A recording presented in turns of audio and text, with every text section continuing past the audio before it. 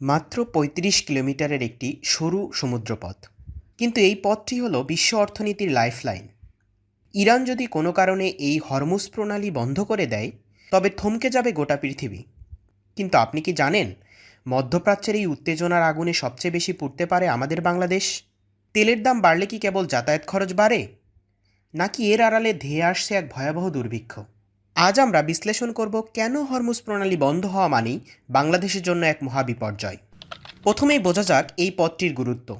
প্রতিদিন প্রায় ১৭ million barrel তেল এই পথ দিয়ে পরিবাহিত হয়। সৌদি আরব, কুয়েত ও কাতার তাদের তেলের ৯০% পাঠায় এই পথে।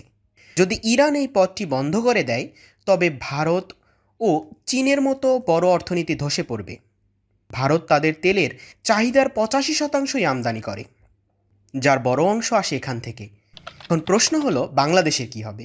আমরা আমাদের প্রয়োজনীয় তেলের সিংহভাগই আমদানি করি। এই তেলের ওপর নির্ভর করে আমাদের পরিবহন খাত, সেচ ব্যবস্থা এবং পণ্য সরবরাহ। যখন আন্তর্জাতিক বাজারে তেলের দাম $১০০ বা $১৫০ ছাড়িয়ে যাবে, তখন বাংলাদেশের বাজারে এর প্রভাব হবে আগ্নেয়গিরির মতো। তেল ও গ্যাস সংকট মানে কেবল বিদ্যুৎ চলে যাওয়া নয়, এটি একটি চেইন রিয়াকশন, কৃষি বিপর্যয়। আমাদের বোরো চাষ এবং সেচ ব্যবস্থা পুরোপুরি ডিজেল ও বিদ্যুৎ নির্ভর। জ্বালানির দাম বাড়লে বা সরবরাহ বন্ধ হলে চাষাবাদ থমকে যাবে। উৎপাদন কমলে বাজারে চাল ডালের আকাল পড়বে। পরিবহন খরচ, ট্রাক ও কার্গো ভাড়া দ্বিগুণ হয়ে যাবে। ফলে গ্রাম থেকে শহরে আসা প্রতিটি সবজি ও খাদ্যপণ্যের দাম সাধারণ মানুষের নাগালের বাইরে চলে যাবে।